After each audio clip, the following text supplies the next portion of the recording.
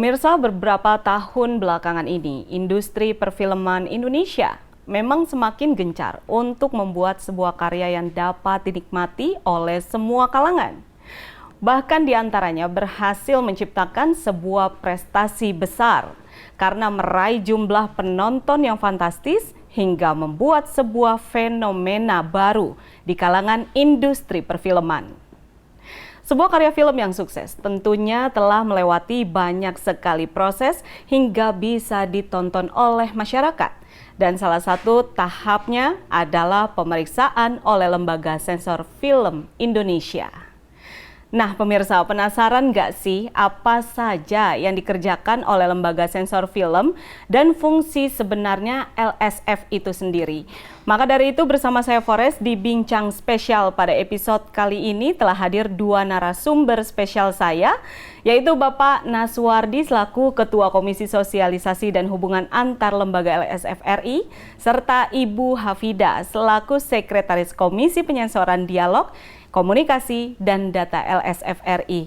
Halo Bapak dan Ibu, apa kabar? Alhamdulillah sehat. Alhamdulillah baik.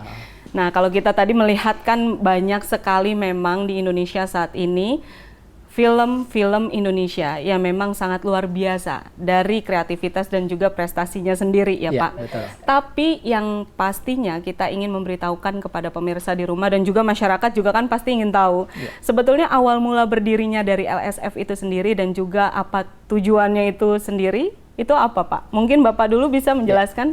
Jadi Lembaga Sensor Film itu adalah bagian dari bentuk kehadiran negara di dalam ekosistem perfilman Indonesia. Nah, kalau kita lihat sejarah dari Lembaga Sensor Film ini, cikal lahirnya itu di masa pra-kemerdekaan. Jadi ada ordonansi film 1916 ya, yang pada waktu itu dibentuk oleh pemerintahan Hindia Belanda, yang kepentingannya itu adalah untuk melindungi kepentingan penjajahan waktu itu agar tidak terjadi perlawanan oleh pribumi ya. Nah, ini menjadi cikal bakal dari hadirnya Lembaga Sensor Film yang terjadi 7 kali perubahan pasca pra-kemerdekaan dan pasca kemerdekaan. Nah, tahun 1992 melalui Undang-Undang Nomor 8 Tahun 92 tentang perfilman lahirlah Lembaga Sensor Film yang kemudian diperbaiki, direvisi menjadi Undang-Undang Nomor 33 Tahun 2009 tentang perfilman.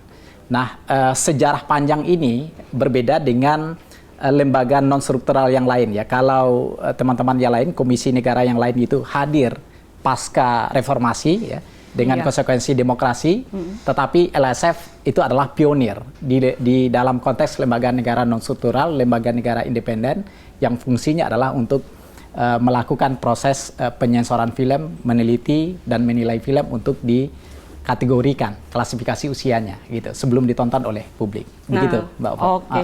Nah, kalau tadi mungkin Ibu ada tambahan, Ibu Hafidah? Kalau untuk sejarah Cukup ya dengan Bapak. Oke, kalau tadi kan sudah dijelaskan bagaimana berdirinya dan juga awal mulanya berdiri dari LSF itu sendiri. Lalu sebetulnya untuk Lembaga Sensor Film itu apa sih Pak? Dari sisi tugas dan fungsi, Lembaga Sensor Film dimandatkan oleh Undang-Undang Perfilman itu, tugasnya adalah melakukan penyensoran film. Apa yang dimaksud dengan penyensoran film itu adalah menilai film, meneliti film, untuk ditetapkan klasifikasi usia penontonnya di usia berapa. Ada 4 klasifikasi usia penonton ya, ada untuk semua umur, untuk 13 tahun atau lebih, untuk 17 tahun atau lebih, dan untuk 21 tahun atau lebih ya. Jadi klasifikasi usia penonton tadi menjadi bagian dari tanggung jawab LSF sebelum nanti film itu tayang ke publik atau ditonton baik itu melalui bioskop, televisi ataupun melalui jaringan teknologi informatika yang berbasis internet. Oke, baik. Nah, kalau kita kan saya mau ke Ibu ya, Pak. Ibu sebagai Sekretaris Komisi Penyensoran Dialog Komunikasi Data LSF RI, dan untuk perannya di LSF itu sendiri seperti apa Ibu sebetulnya? Iya, kita coba merilis LSF itu sendiri adalah seperti dijelaskan tadi sama Uda Naswardi. Saya bisanya manggil Uda Naswardi karena memang asalnya dari Padang ya. lembaga sensor ini sendiri adalah lembaga negara yang sifatnya independen. Kadang orang bertanya, LSF ini di bawah naungan siapa? Kadang seperti itu. Maka ini bersifat lembaga negara independen yang langsung di bawah presiden, kemudian bertanggung jawab langsung juga kepada presiden melalui menteri. Nah, karena film ini menyangkut tentang budaya, maka saat ini adalah bersama Menteri Pendidikan dan Kebudayaan gitu. Nah, apa sih yang dilakukan oleh lembaga sensor film? Tadi juga sudah dijelaskan oleh Uda Naswardi apa yang dilakukan. Nah, pertama kita melakukan penyensoran tentunya ya terhadap film dan iklan film. Nah, penyensoran itu dilakukan dengan penilaian, kemudian juga melakukan apa yang dinilai di situ, yang diteliti di situ itu adalah judulnya seperti apa, kemudian juga tema, kemudian adegan, kemudian gambar yang ada di dalamnya, kemudian juga teks terjemahan yang ada di dalam. Nah, karena film-film asing atau iklan film yang masuk, ya ini harus diterjemahkan, diberikan teks terjemahan ke dalam bahasa Indonesia.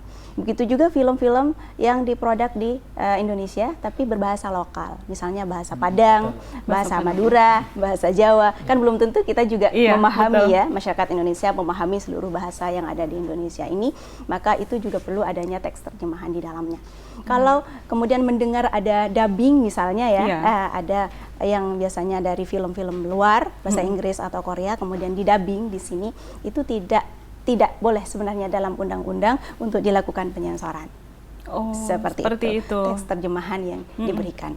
Nah, kemudian setelah melakukan penyensoran dengan proses yang sudah dijelaskan tadi, maka di sini nanti LSF memberikan STLS, surat tanda lulus sensor. Iya, betul. Dan satu-satunya lembaga negara yang dapat memberikan surat tanda lulus sensor ini hanya dimandatkan kepada LSF.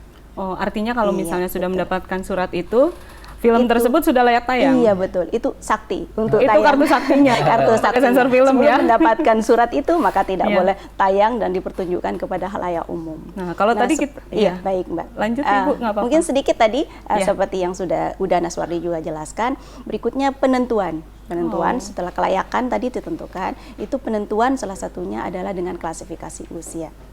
Itu yang pastinya.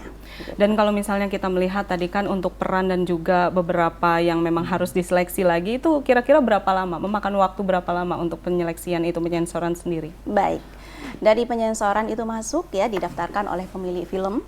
Ini pemilik film sebenarnya sangat mudah sekarang untuk mendaftarkan.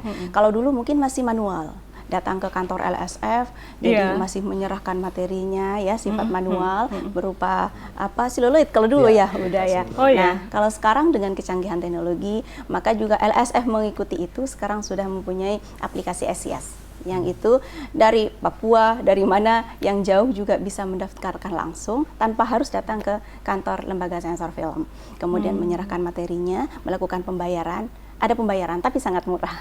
Iya, melakukan pembayaran. Nah, proses masuk, kemudian masuk ke studio penyensoran. Studio penyensoran kami LSF itu ada 5 studio. Masuk ke sana, kemudian dilakukan proses penyensoran. Yang melakukan penyensoran di situ adalah terdiri dari anggota lembaga sensor film. Betul. Kemudian dibantu oleh tenaga sensor. Oke, baik. Itu yang melakukan dan yang lain tidak boleh masuk dalam penyensoran tersebut. Dilakukan hal tersebut. Kemudian ketika masuk pagi bisa saja nanti setelah penyensoran itu siang sudah mendapatkan STLS. Berapa lama? Deadline paling lama 3 hari kerja, Mbak. Jadi total durasi harinya itu adalah 3 hari untuk mendapatkan kartu sakti tadi. Baik. Tapi kadang 1 hari sudah keluar STLS. Iya, baik. Nah, perbincangan kita semakin seru nih, dan juga untuk memberikan edukasi kepada masyarakat soal LSF itu sendiri. Tapi kita tahan dulu, kita harus jeda dulu sebentar, Ibu dan Bapak. Baik pemirsa, kita akan lanjutkan kembali bincang spesial. Untuk itu tetaplah bersama kami di Garuda TV.